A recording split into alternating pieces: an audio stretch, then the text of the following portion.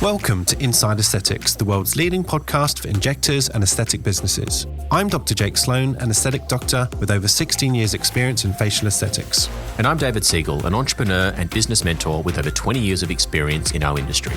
Our podcasts are aimed at industry professionals, and any information or advice given is general in nature.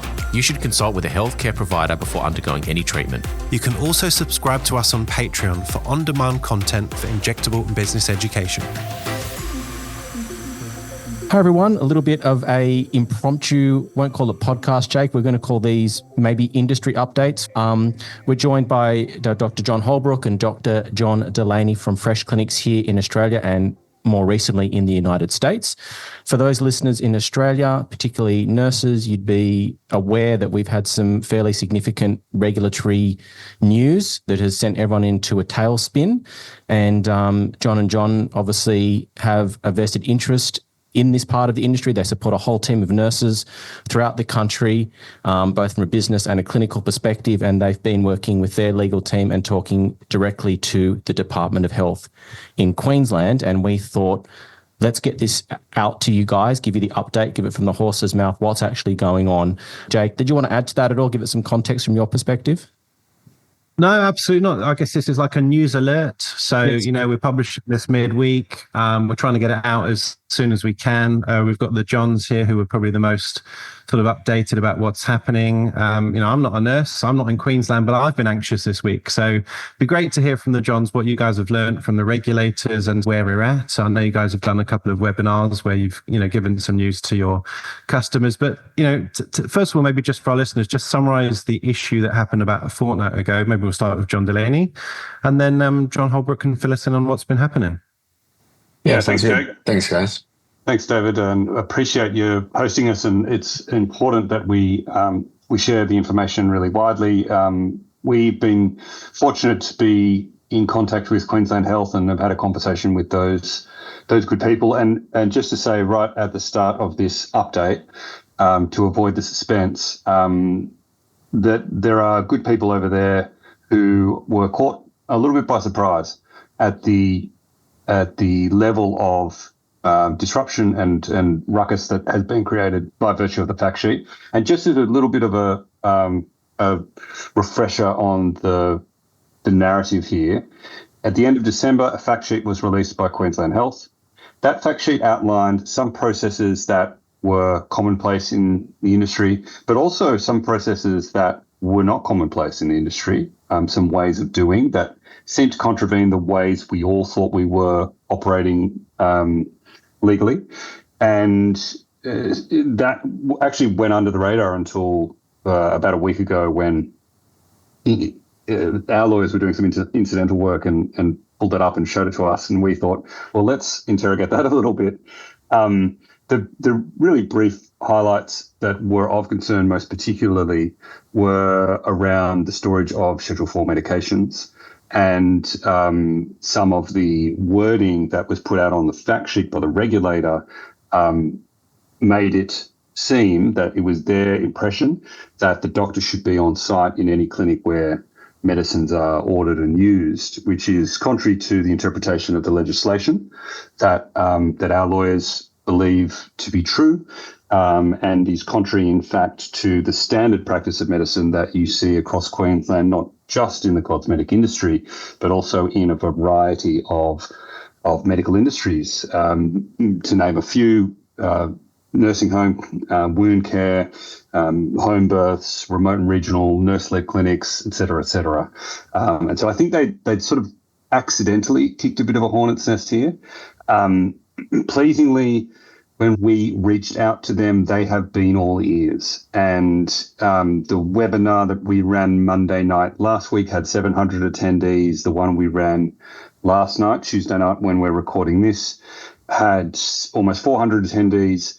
And reporting that back to Queensland Health gave them an impression of the 1,000-strong industry that this is in Queensland, with the then ripple effect of, many families and many people who appreciate having these services, particularly in places where it's not easy to access a doctor in a physical presence, was made clear to them. So I think that just to bring us all up to the current current setting, there's no cause for immediate alarm.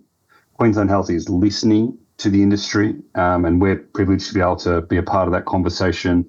And we've got some feedback forms that we'd be happy to share with your listeners, where they can provide some commentary that will then be collated and given back to the Queensland Health Department, such that it's not just a fire hose of the same question being sent 10,000 times. So yeah, that's sort of where we're up to at the moment, Jake and David. We're happy to kind of fill that picture out a little bit, and I'm sure John's got some commentary. He's been speaking with them as well. Well, yeah, just to echo that sentiment. John and I met with other state departments of health, and it's been a unique experience to sit down with regulators, and they kind of carry themselves in a certain way. But as John mentioned, they were all ears, very open and very appreciative of the feedback, not only certainly from us and the conversation that we had, and we outlined our processes and kind of the legal framework that we operate our business under and how we operate it. But they were also appreciative of the feedback from others that they had met with or had feedback from, and were very sincere in that. So it was really nice to have that opportunity, and that isn't the last time that we'll meet with them. But really positive to see that they're coming at it from an approach of really truly trying to understand what it is that we all do from a day-to-day basis in the industry. Yeah, and I would say just to reiterate, and in our experience, the regulators are almost universally, and there's always a few exceptions to the rule, but almost universally, they're good people. They're trying to do good work. They are resource constrained, and yes, they don't know as much about our industry as we do. Of course, they don't. The consultation aspect that you would sometimes see with legislation, for example, wasn't present here because they simply thought they were putting out a fact sheet that said what was already in play. So there can sometimes be a little bit of jumping at shadows. There can sometimes be a little bit of the imagination of the evil maestro twirling the mustache. As far as we've seen, and as far as we can read, the genuine intent was just one of an update that got put out, and just a misunderstanding of where the industry was and what was common practice. Conspiracy theories, I think, are just that. I think that the real truth is probably much more prosaic and much more ordinary, and it's simply people trying to do the best they can, and coming up a little bit short in their understanding on this one, but are very, very eager to learn and to adapt and to put out something that's probably a little bit more suitable. Can I ask, John D, what is a fact sheet? What's the point of it, and why did they do it now? Yeah, interesting question. One that we posed, because going back to that, is this something else going on here? We said, well, why now? And their view was, and it's backed up, is that they put out fact sheets all the time for all of the things that they do, and they do a lot. And cosmetic injectables is, number 573 on their list of priorities.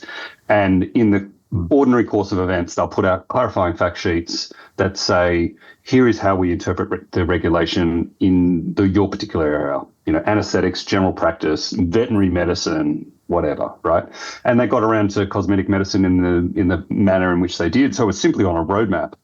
They did say, human nature being what it was. I think they released it on the 14th of December. So it's, it's Christmas. People are busy. They had to get this one out, and so they did. And it wasn't necessarily a mea culpa, but they were like, well, maybe we could have asked a few more questions, but we didn't. We put it out. So there it is. Nothing sinister. Part of the regular roadmap. The fact sheets are designed to clarify and educate, because the regulators are not interested in punitive policing of otherwise well-intentioned industries.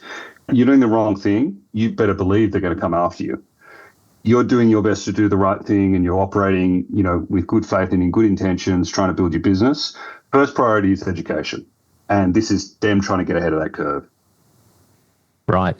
So what actually went wrong in terms of the communication that came out? Because, you said the wording around doctor must be on site.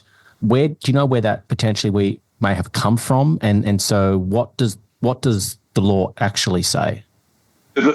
Part of the reason that we've always involved lawyers in building our business, because, we work within a legal framework and, really we're in the business of compliance, right? And complying with the laws that govern, the various states that we operate in. This is, of course, where then there becomes a bit of back and forth with lawyers, right? In terms of legislation is put out, and it's put out in legalese. And I think some of the reason for the fact sheet is that most of us aren't lawyers, and so it's just meant to kind of grease the wheels a little bit, make it a bit easier for those of us who aren't so steeped in legal terms to interpret that.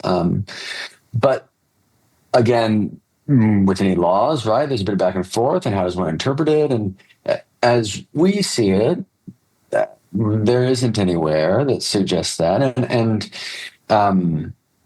so we don't have a clear answer for that as well, and that's some of the back and forth that has already begun to happen with the lawyers. Again, we're not lawyers. Very good point to make, John. The legislation that our lawyers have said that they think they're referring to is part of a broader body of legislation that talks about the ordering of Schedule 4 medications. And one of the things that it says is that when you order it, you've got to put an address on it. It's got to be sent to a place. And our lawyers think that they've seen that, and without prejudicing any of the discussions that are going to be happening between our lawyers and Queensland Health, their opinion is that potentially they've taken that and said, oh, that means, physically present on site. Now, may I say that in our conversation with Queensland Health, we outlined our procedures, showed them our documentation, and in the conversation that we had with them, they didn't seem to have any problems with that, but we need to wait for them to come back to us with a more formal response. So does that document still exist, or have they realised, we sort of made a mistake, let's remove it from our website? Where are we at with that fact sheet? I don't know. I don't think they've said we've made a mistake yet. They certainly didn't say that to us. They said we are looking at it, and the language is all very and necessarily it's all a bit ambiguous when you deal with the government and with regulators. They're not going to put anything too definitive down. I don't think they've pulled it down yet. I haven't checked, but we asked the question at the end of our meeting with them, which they gave us an hour, which was generous of them.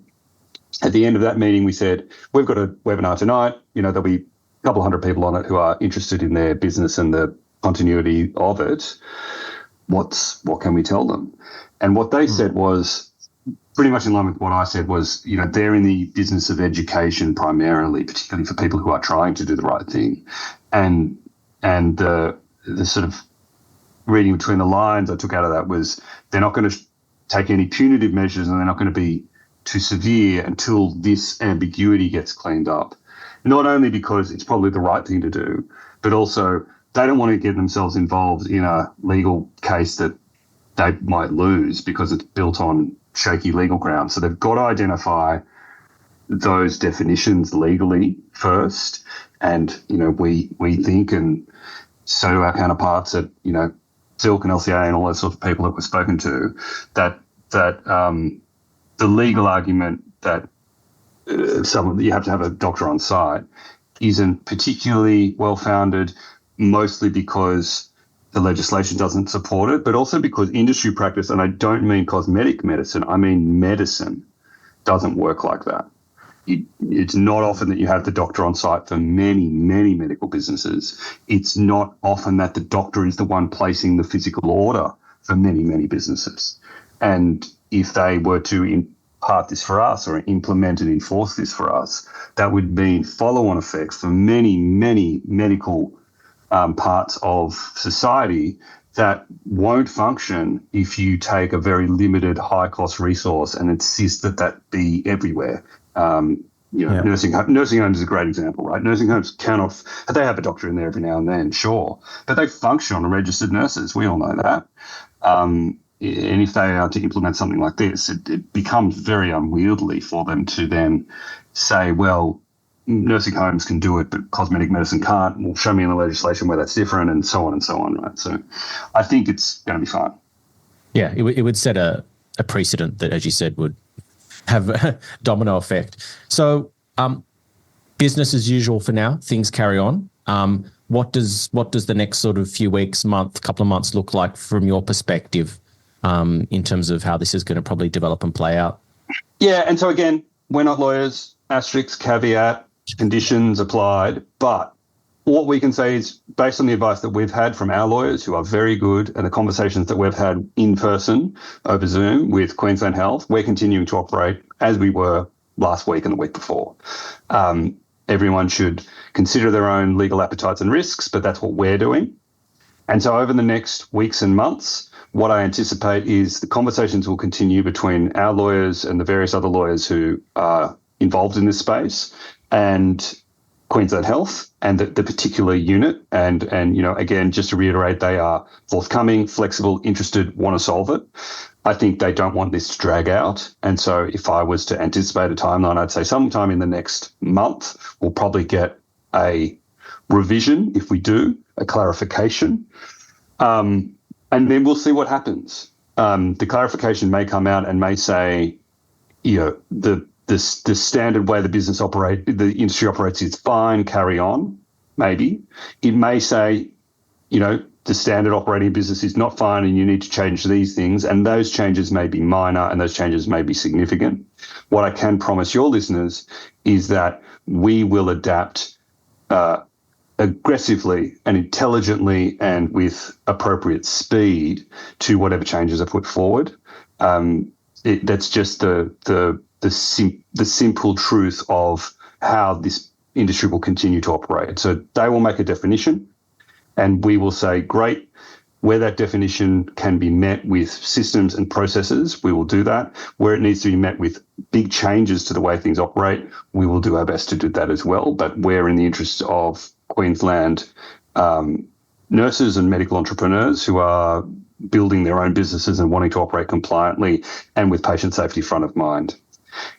I was just going to say, and then also from a personal level, we anticipate we finished the meeting with them and anticipating that we then sort of mutually agree that we loop back again in the coming weeks as well. And so we certainly don't have a date at the moment, but we are they've requested a number of things from us, which we are communicating back to them. And then I'd anticipate that we, continue the conversations as we have thus far.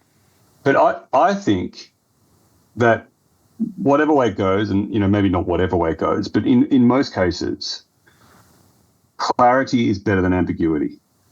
And when because the legislation's one thing, the regulators have the right to interpret legislation. They don't have the right to insert new things in the legislation, but they can interpret it. And where the industry has sometimes, and when I say that in the industry now, I mean the cosmetics industry, where we've sometimes had a bit of trouble and we've sometimes caught ourselves a bad reputation, sometimes deservedly so, is there has been a lack of clarity from the regulator. And so in that ambiguity come bad actors who say, well, they don't say you can't do it, so let's just go. And suddenly you get practices that evolve to being somewhat very obviously non-compliant, but it just trends that way bit by bit, piece by piece. When the regulators come out and say, here is what we think is compliant, here is what we definitely think is not compliant. I mean, an example is when we started in this industry, people would just get a big sheet of paper that says, basically anyone who comes in, you can do any sort of neuromodular you want, and you can do any sort of filler you want up to these wild ranges. Don't even bother calling me, right? That was the standard of practice. And that was manifestly illegal, non-compliant. But it takes then a negative thing to happen in a patient room or in the media or whatever, the regulators to go, oh, okay, let's look at that and fix that. And what Queensland Health have done, quite helpfully, in my view, is they've gone proactively and said, here's how we interpret things, and given a fact sheet for everyone to look at. Unhelpfully, it wasn't particularly in line with the way the industry works, and that's something we're dealing with. But clarity is better than ambiguity. When we know what the rules are and we know how to play within those rules, and I'm talking about compliance over patient safety. Patient safety is a different thing. But when we know what the rules are for compliance, we can adhere to them, and we can set up systems and make sure that the people who are good actors succeed and thrive. The people who are bad actors can't take shortcuts and get ahead. So I guess the obvious question, guys, is, that's Queensland, but sometimes, we've got some things going down in Tasmania with people needing to comply with the GP accreditation process for how those clinics operate and are set up and all that kind of thing. So what does this look like for other states? Is this to have any impact on, what's going on in other places around the country? Because that's sort of something that's coming up a lot as well. Look, I think this is in some ways a manifestation in Queensland. What happened in Tasmania is sort of a similar manifestation of similar attempts, which is what the regulators are trying to do is just regulate principally the control of S4 medications.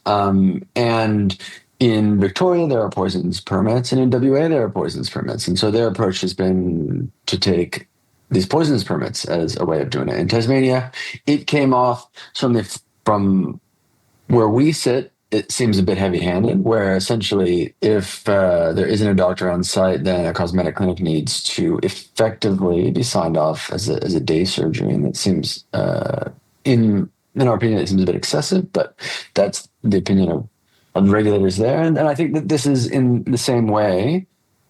Essentially, Queensland Health is trying to, in a logical fashion, in accordance with the regulations that they have in their state. And all of the states have legislation in this area, which is similar, but slightly, maybe slightly different state to state, right? And so I think that's simply what it is. And so I don't know that it is, as such, a bellwether event that it's coming for everyone, other than it is the normal course of just trying to regulate these restricted medications within their state. And the states will continue to do that, and they'll continue to find ways that they think are reasonable and practical and in the interest of patient safety and public health and all those things. And that also came across very clearly. It was a shared interest in our meeting with them. First and foremost, of course, in patient safety, and secondarily in public health as well, which is kind of one and the same, right? The other thing that is true is that change will always happen, right? And so will there be further regulatory updates in various states? Undoubtedly there will be.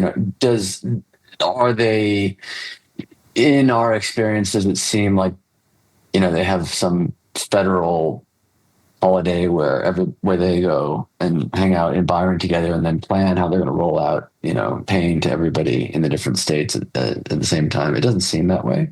Although, of course they communicate with each other, but I don't know that it's anything specific as such is going to come from it. Yeah, it'd be interesting to see what happens. Obviously, you guys, you're a well-known company, obviously in touch with the regulator, but there'll be other people singing the other tune saying, we think that this should all be enforced and, we should take this literally, and everyone's doing things illegally according to this fact sheet.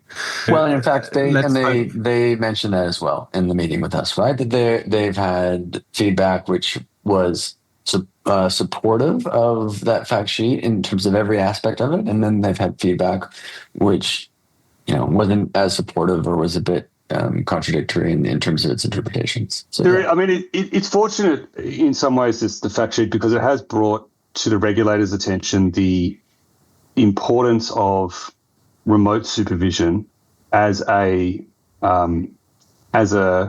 catalyst for a female-empowered industry that provides a valuable service to members of the community from all walks of life and from all geographies. And the voices that come out and put down those nurses, I challenge that. I think some of that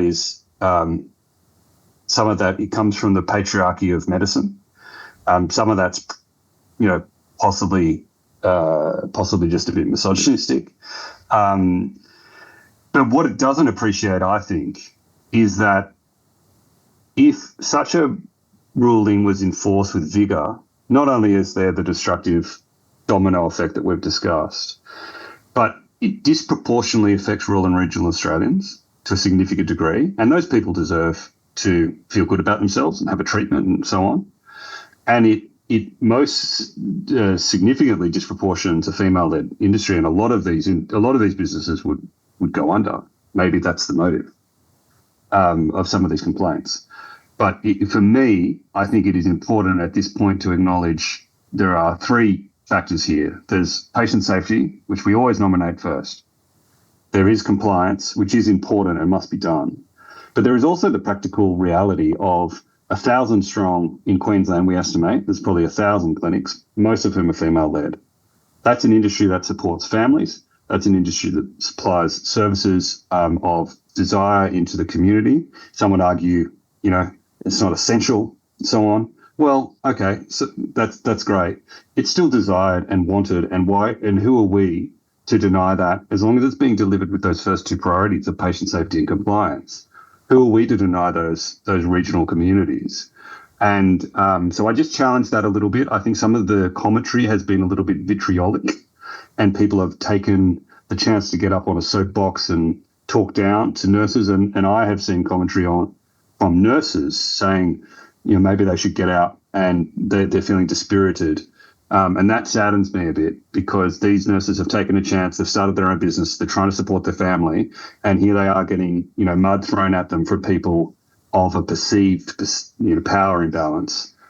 So just to put that out there, and just to let any of those people listening, if they are, to know that we're having that conversation with Queensland Health, not only on our behalf, but on their behalf too. And I think there is strength in numbers, and we can continue to advocate for good clinicians doing good work, wanting to stay compliant and operating their businesses, effectively, efficiently, and safely. And that's what we're all about. Yeah. I mean, Jake and I, all the time are talking about the fact that, the overarching principle that we should all be trying to achieve is safe outcomes, good injecting, whether you're a doctor, whether you're a nurse, whether you're a plastic surgeon, a dermatologist. We're all in this industry. We come from different backgrounds. And at the end of the day, we just want to be taking care of our patients and making sure that there's good work being done. So I certainly think there's an element of this industry, unfortunately, which is potentially driven by commercial motives to shut down competition, and often will hide behind the patient safety sort of mantra, which is, who can be against patient safety, and they'll sort of hide behind that.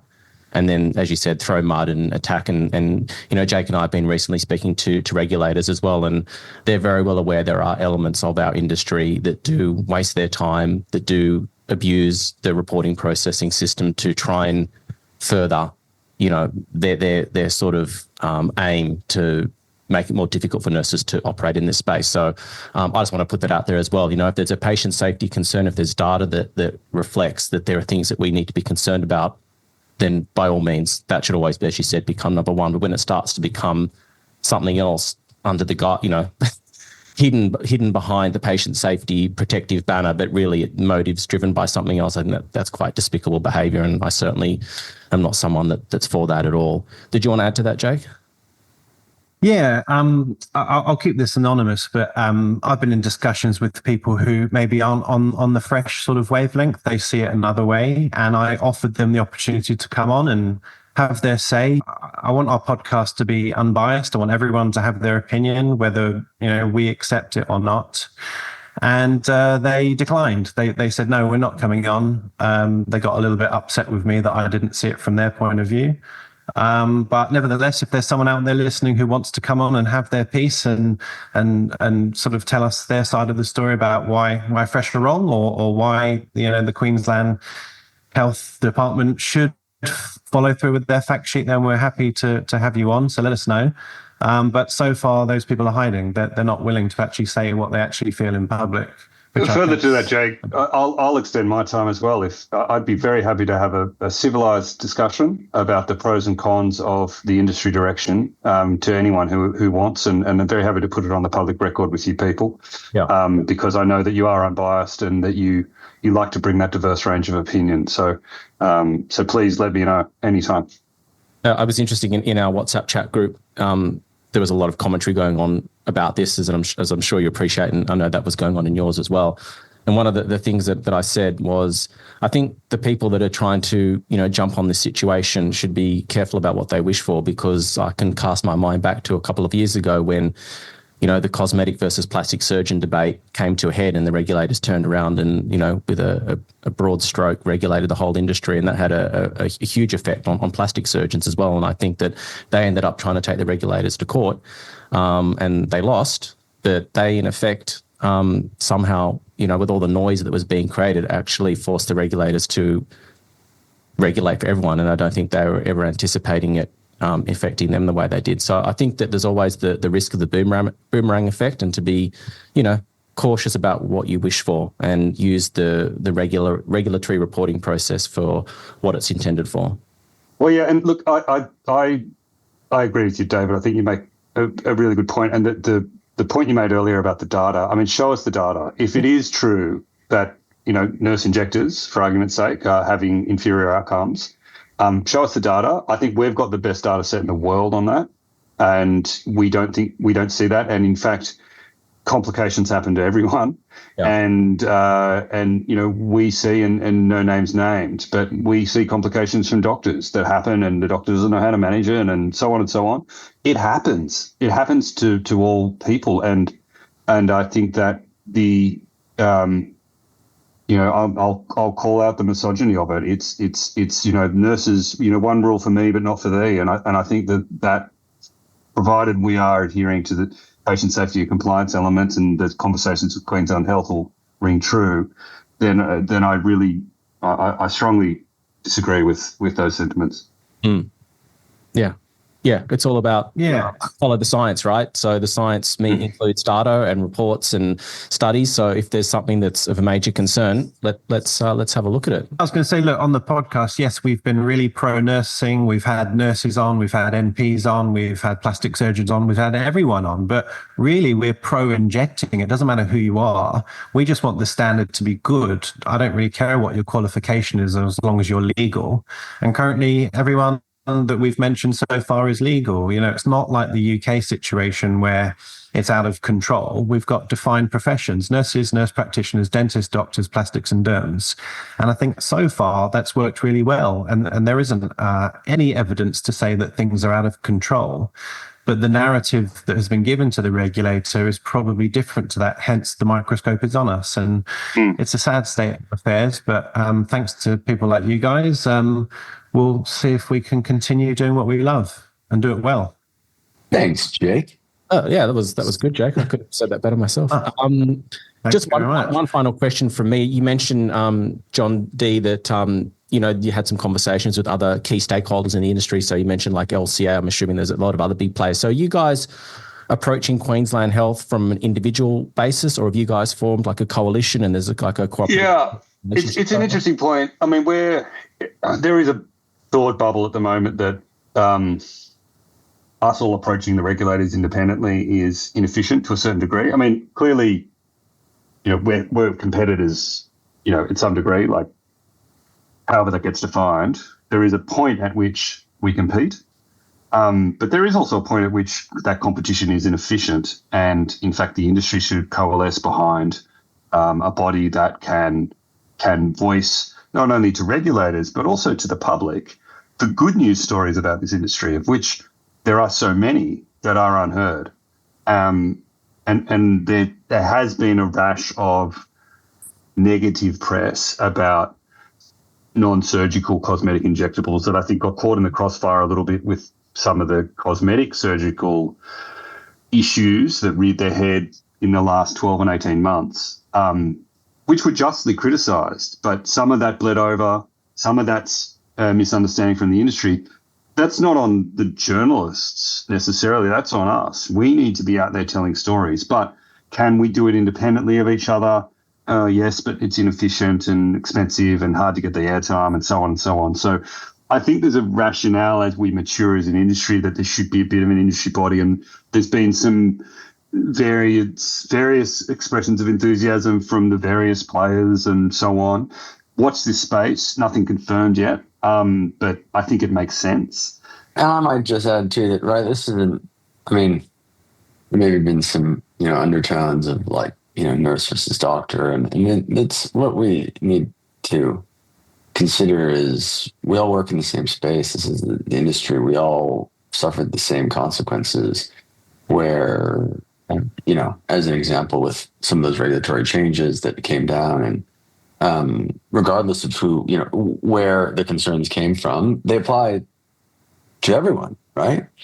And in fact, so too, I think it is all of our then responsibility to look after the industry, to make sure that it's safe and that it's compliant, and kind of regardless of who you are. And so there's some